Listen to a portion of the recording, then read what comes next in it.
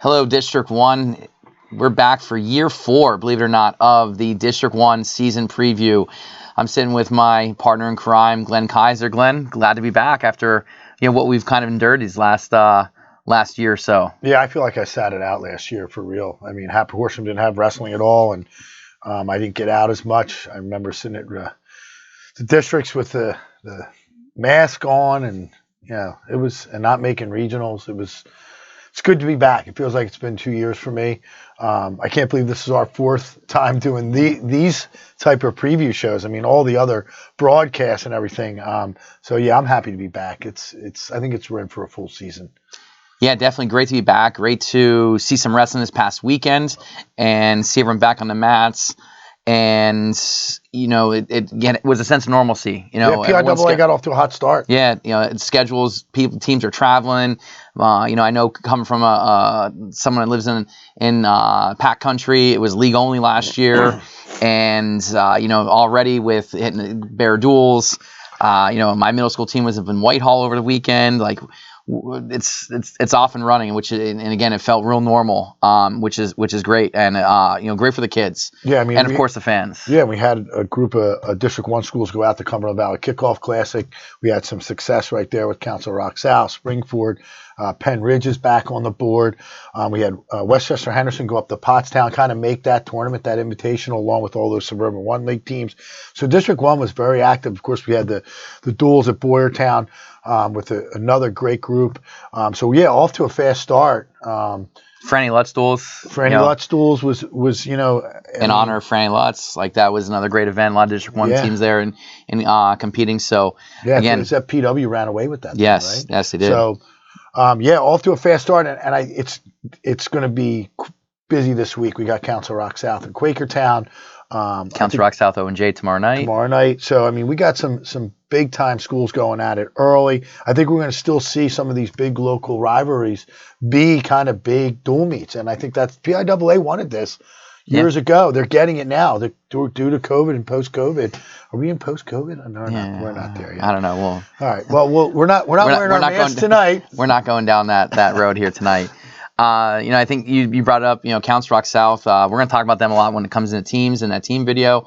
But what can we say about them? They're wrestling O&J Roberts tomorrow night, Tuesday the 14th, Wednesday the 15th, hosting Quakertown, and then I believe it's next week they have a showdown with Springford. Again, so Rock South not shying away from competition. Like I said, that's something we're going to talk about a lot coming up. In our 3rd video installment of this week of our preview, to give you kind of what we're doing. We're going to do 3 separate videos. This is our introduction video. Will be released Tuesday, and we're going to talk about just some topics pertaining to season overview. Our 2nd video released on Wednesday will be talking about wrestlers in District 1 and previewing expectations and who to look out for. And then our 3rd video of the preseason installment will talk about teams, and that will be released on Thursday, where we give our predictions. I'm sure everyone's waiting for Glenn's top 10. They'll all be upside down by Thursday morning. And again, good thing we did this after the opening weekend, because I think our top 10s would have looked significantly different had we done this before we saw just what people showed up with this past weekend. So, Glenn, let's go. Let's jump to new coaches. Yeah, we got a lot of new coaches here in District 1. Yeah, and I kind of a couple I can talk about, but we're going to go right down this list that Mike put together. I think he's got that up behind us. Dan Walters at Academy Park. Obviously, John Basil no longer there. I'm sure he'll be part of the program. But that's a big change for Academy Park. Yeah. But I don't think they'll skip a beat there with Dan stepping in with John kind of in the background there with that program. So that's probably a good move for Academy Park. And Academy Park, they kind of do it with bare bones stuff down there. I mean, and it's all been the program, and John's always been behind that. So hopefully Dan kind of carries that flag and keeps that program going. I mean, Kennett kind of has improved down there. So, I mean, Academy Park used to be in that mix, but we'll see what happens.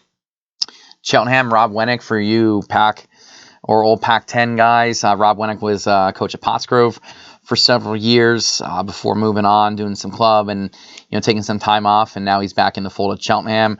Definitely an uphill battle there as well. Cheltenham, has their ebbs and flows, has tough wrestlers here and there, but that's a tough rebuild. Finding team success there will be a difficult task for Coach Wennick. But again, he's up to the task. He's got the experience, wrestled at Virginia Tech. Like I said, coach for a while. Schedule could be the key for them. There. Yeah, and so he's got the drive to do it, and he's got to get the community behind it down there. So that's going to be the biggest hurdle I think he faces. Harrington's Jared Seiler. I'm not too familiar with him down there on the main line. No, neither. Certainly Harrington has been in the mix. I think they've been AAA and AA over the years. Am I right on that, Mike?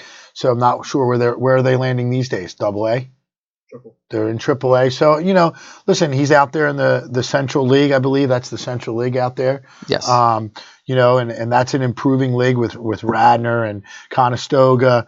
Garnet Valley, Ridley. Yeah, well, I'm not even mentioning those guys. I mean, but he has to just do what he has to do right on the main line there. And that's a big task, too. I mean, the numbers have been a problem out there for him over the years. I mean, Harrington in general, but quality individuals are always available. So, team building's tough when you take over.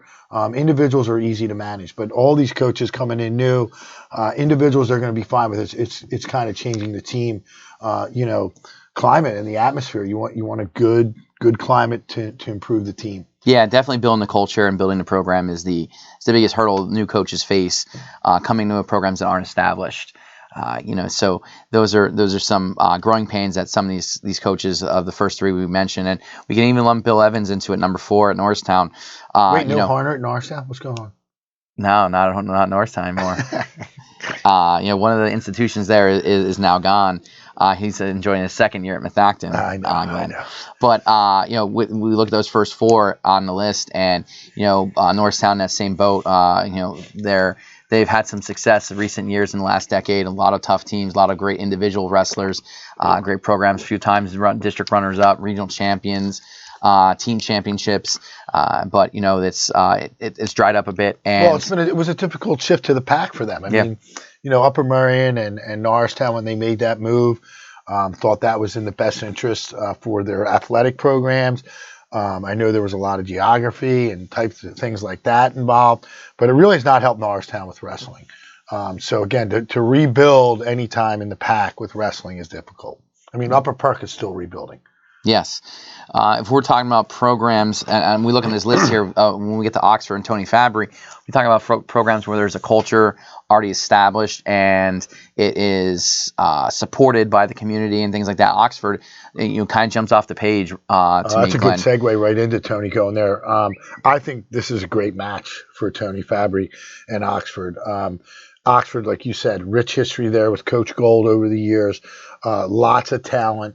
I think the last 5 years they've been okay as a team as well. So Tony walks into a really good situation. Mm-hmm. We were talking about how long it takes Tony to get out to Oxford, but I said, it's right down 95. You go to Eastern Maryland, take a right, and you're there. But I'm not sure how far that's going to be for Tony. But this is a good match for him. I really like his work ethic. I like what he does with the kids. I love what he did with the program prior to getting to Oxford. At Ridley Ridley. Oh, yeah, excuse me, Ridley. So, and they came to the Wetzel. They're coming back. I just think it's a good match. I mean, he's a great guy. Yeah, no, totally agree. I think, he does puts himself in a good position. And like I said, I think the biggest part of it that makes that job as good as it is and puts him kind of ahead of some of the others on this list in their first years is the community involvement there in Oxford. Oh, yeah.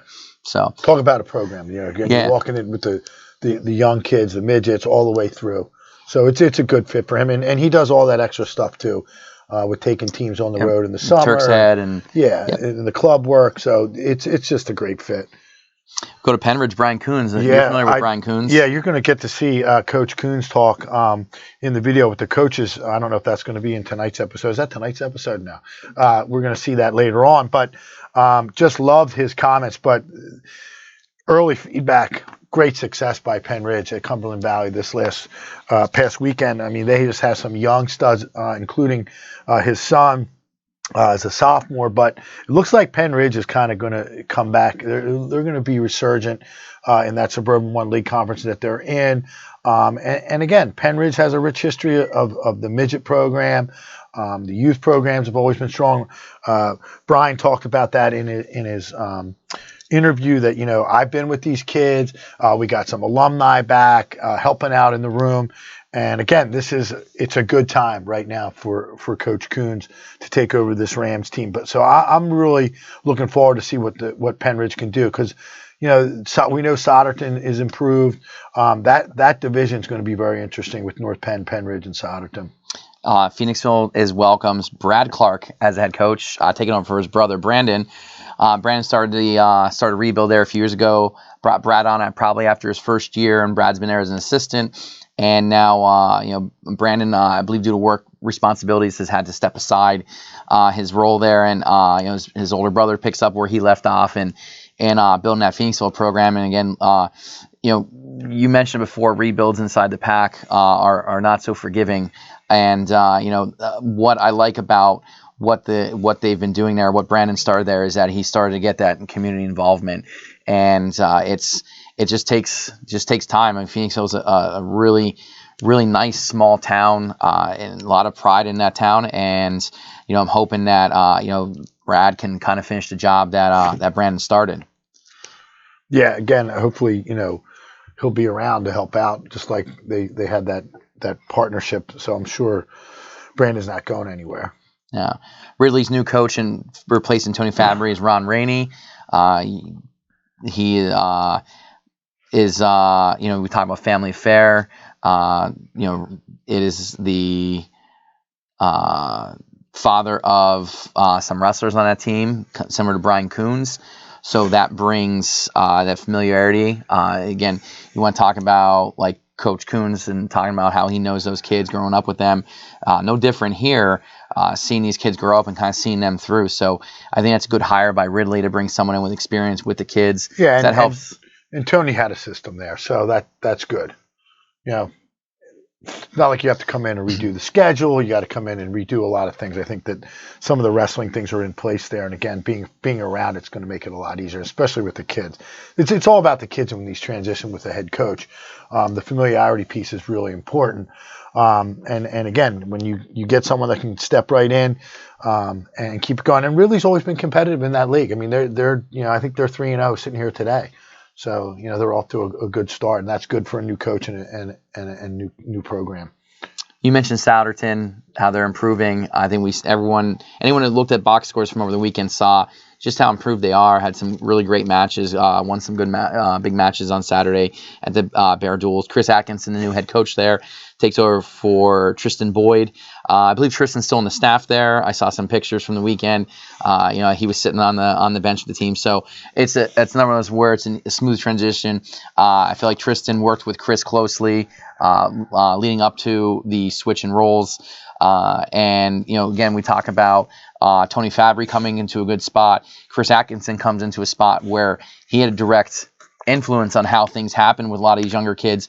We're going to hear from Chris as a new coach, and we're also going to hear from Chris as one of the ambassadors for sanctioning girls wrestling in Pennsylvania. He's got daughters that wrestle and wrestle at a high level, and he's real big on that as well. So no surprise that as we'll see, the only District 1 school that has a girls wrestling team right now is Solderton. So he'll talk about that, and then we go last school, Westchester Ruston.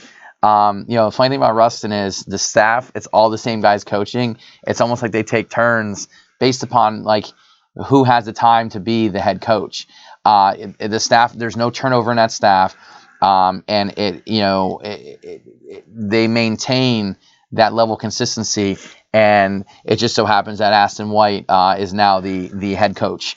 Had a chance to talk with him over the weekend a little bit, talk a little bit schedule, and he's telling me about the team and how they're doing. And again, it's just all the same staff from last year, just a few different titles to who's doing what. Yeah, so not a lot of changes. No, there. I mean, that program's going to keep running. Yeah, they're very, very consistent, very steady. They provide, they're a team that you see will just get better as the year goes on. Yeah. And again, you talk about systems, you talk about systems in place. Ruston, that is definitely a program that comes to mind. I mean, Coach Harkins is breeding head coaches on that staff. Yes. I mean, that's how that works. I'd like to see Harkins' coaching tree. It'd be like the Belichick one or Saban one, maybe.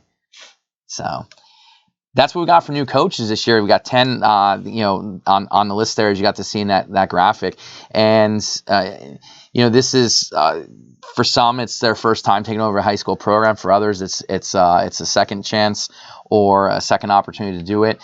And, we'll be monitoring them from afar as to how they're doing. Yeah, just one quick talk about some of the challenges coming into the PIAA and the high school scholastic level wrestling. There are some nuances that head coaches need to work with their administration on, as you know, as a coach at the middle school and certainly involved with the high school program, and me as a retired coach. I mean, there are a lot of hurdles to jump and things that can be frustrating as a new coach.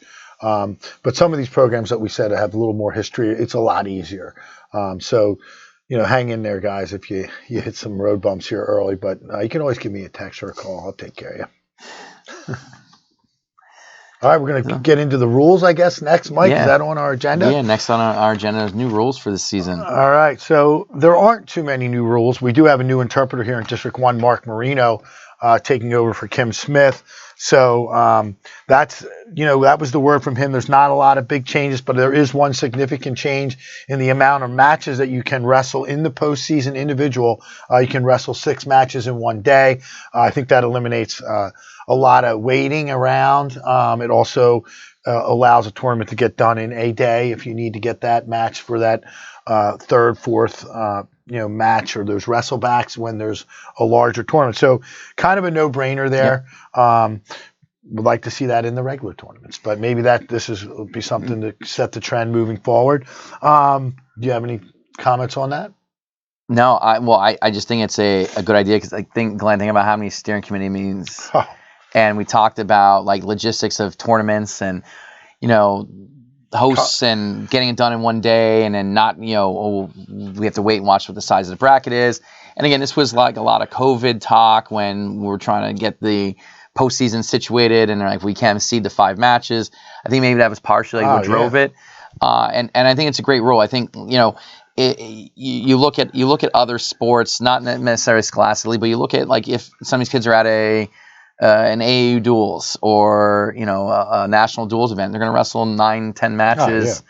Or so many, they're going to wrestle 6 matches in a day, 7 matches. Yeah, you go to some of these midget tournaments. You're going exactly. to town. You're wrestling back to back to back. You go to a lacrosse tournament and you play 3 or 4 games in one day. Soccer tournament. Same thing. I don't think it's that. I think it's a good thing. I think it's moving the needle forward and moving the sport forward a little bit, because it allows maybe a school that can't host a 2-day tournament maybe host a 1-day tournament, and they can get all those wrestlebacks back. And a true second could be wrestled too. I mean, and the other thing is, I remember in the days where we did have to come back and wrestle. I remember wrestling back at Happer Horsham at districts. We had to come back and wrestle it off. A few years of regionals, you had to come back on Sunday and wrestle wrestle those 5-6 matches to decide who goes to states. You come back, you weigh in an extra day, and you're going to states rides on that simple match. And I think this alleviates that. It keeps it moving, keeps it more on par with kind of how the sport's going. I don't think that one extra match makes or breaks. No, not when you're wrestling 1-2-2 in the consies. I don't see that as being a big deal at all. So we have a couple of little things. I mean, there is, the weight classes. We're at 13 weight classes. That's not really new, but there is going to be a proposal coming back out by the Federation where we're going to have those options to go back to 12, 13, or 14 weight classes with different weights. We're not going to get into too much about that. I believe in 13. I think it works. I think it works with the weight classes. I think it works with the tiebreakers. I think the forfeits, Mike has done a lot of research on that, and we've seen the stats on the forfeits, the lightweights and the heavyweights and the 250. So it doesn't really matter to me, the weight classes, because they're going to get sorted out, but I like 13. I mean, that's 13's odd number, like you said, easy for the tiebreakers. 13's fine. 14 would be, I like 14 as well, because it involves more kids, and some look at it in the lens of that it it limits or the teams that can't fill the full lineup. It hurts them. While I understand that, 14 maximizes the amount of participation. And, one of the things that as Wrestling Week can boast is, there's not another sport where there's 14 starters on, going at once. And again, for so many different size and abilities. So if it stays at 13, I'm okay with that. If it moves to 14, I'd be okay with that. I definitely don't want it to go to 12. No. I think that the pros and cons for 13 are kind of weigh out a little bit. I know listen, if they could actually figure out the weight classes perfectly for everybody, every coach and every parent and every kid on the planet, it's never going to happen. Yeah. So I think 13 gives you the best opportunity to limit the forfeits, and I think that's important to the sport.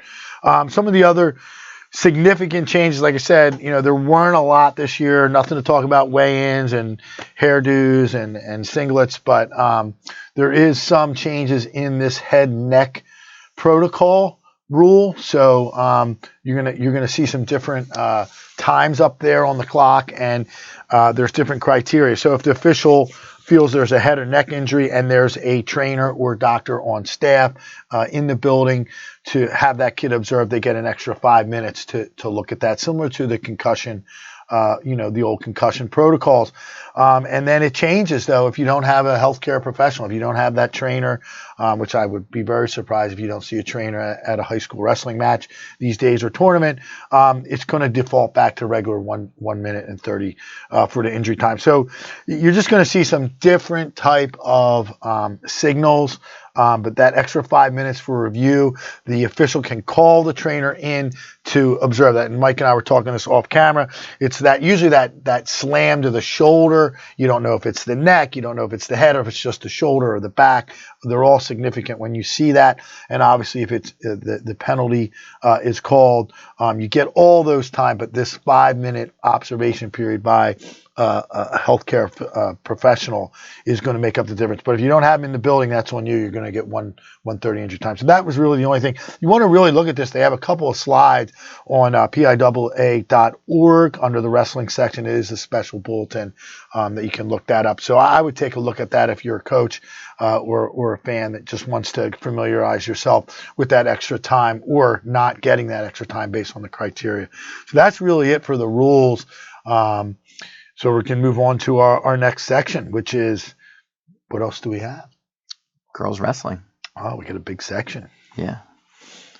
So as we talk about girls wrestling, I alluded to it before. Right now, currently, we in the state of Pennsylvania, we have 29 sanctioned wrestling schools. Or wrestling teams rather, and they're up on the screen now. The one glaring thing for us is that there's only one here in District 1 so far, and that's Souderton. Again, Chris Atkinson not only coaching the high school team, but really pioneering girls wrestling in not just statewide, but definitely in the southeast here. But seeing that the representation from all over the state, as far as you see District 3, District 11, District 7, District 6. District 2 is represented with several schools, District 5, and again, District 4 and District 1 is represented there. So again, it is it's growing. It's definitely growing. Sanctioning it. I can tell you, ONJ, we got 1 on the high school team. We have 3 in the middle school, and somewhere close to like 15 in our youth right now with our Norchester wrestling program. So it's growing there as it is everywhere. It's becoming more of a common thing. Having gone to the girls state tournament, it just grows every year. So it's going to happen. It's going to happen sooner rather than later. Yeah, and I mean, just looking at the numbers of 29. Again, Mike and I are talking off camera a little bit about this. I mean, you need 25 teams to be an emerging sport. We've already gotten that status, moving towards sanctioning girls wrestling throughout the state. I mean, I think you need 100 teams to have a full. We kind of were comparing a little bit to ice hockey here in Pennsylvania, how that works. But I really see it as continuing to grow. I mean, and we know we have Joe Stabilito here along with Chris Atkinson. Like you said, not only at the state level. I mean, these are local guys working hard at the state level for girls wrestling. But I think we're getting. I know a couple years ago, Marple Newtown was looking to do a team. I know Hatfield Horsham at one point we had 5 girls. I know we still have. I think we have like 5 or 6 now. So the potential is there to join teams from other schools, like neighboring schools, to put a team together. I guess the big deal is how many weight classes, they're going to have. Is it going to be freestyle? Is it going to remain scholastic? I know there's a lot of questions back and forth. Are we going to, get like to the point where it's the collegiate, where they're going with the freestyle rule? So there's a lot of moving parts with the emergence of girls wrestling, but certainly the state tournament. I mean, it truly was a girls' state tournament. I mean, that's been going on for the last 3-4 years. Just keeps getting bigger and bigger. So Chris is going to tell us a lot more about it with the video coming up. So, I mean, it's been a really exciting fall. When COVID hit, I felt like we lost a lot of momentum with the sanctioning effort. But now that we're getting back to normal, as far as wrestling is concerned, we've gained a lot of momentum this fall with teams. Wallenpaupack just sanctioned the other day. We're at 29 teams now. Souderton obviously sanctioned first in District 1. I'd really like to see some more District 1 teams. Get to their board for approvals or work through their athletic staff to get approved. We've talked to a couple schools, actually quite a few schools in District 1. We're just waiting for a couple more to pull the trigger. And what's interesting is if you look around, Lancaster-Lebanon League, McCaskey formed, and everybody's been forming one after another in that league, and now we're seeing that in District 2, where Delaware Valley formed, and then Western Wayne, Wallenpaupack, Honesdale, that little group is all working together, and they'll be able to feed off one another. So that's good. I'm kind of hoping some of the schools right in and around Souderton will follow our lead now and start sanctioning girls teams, and we could work together to build things in our area. So all in all, the sanctioning effort's going really well. We just applied for emerging sports status with the PIAA after we met the requirements, and they had their first of 3 readings the other day, and that passed with unanimous approval. So there'll be another reading in January, and then the final vote in February. And then we should be one of the first official emerging sports for PIAA. The March to 100 continues. Whether or not we have to make it to 100 teams remains to be seen. It'd be nice if PIAA recognizes the momentum, particularly after we see OPC numbers this year and the amount of girls out there. Early indications, grades 7 through 12, we're approaching 700-800 girls in the state of Pennsylvania. So that's really nice to see. Huge numbers, improvement from the last year or two, and it's only going to grow from there. So we're really excited to see how these next couple of months go. Hey, Renat wraps it up for our last video here. Glenn and I just talking about some of the upcoming things that you'll see this season, from girls wrestling to rules changes. We just want to give kind of a brief overview of just those things to expect. And like I said, in our coming videos, we're going to talk about wrestlers in our second installment, and our third one will be designated towards the teams. So please stay tuned, and as always, please give any feedback that you have to Glenn, myself, and again, Mike is here too off camera. He's the man behind the scenes. Glenn, thanks. Appreciate taking some time with me tonight. All right, can't wait to roll into the next one.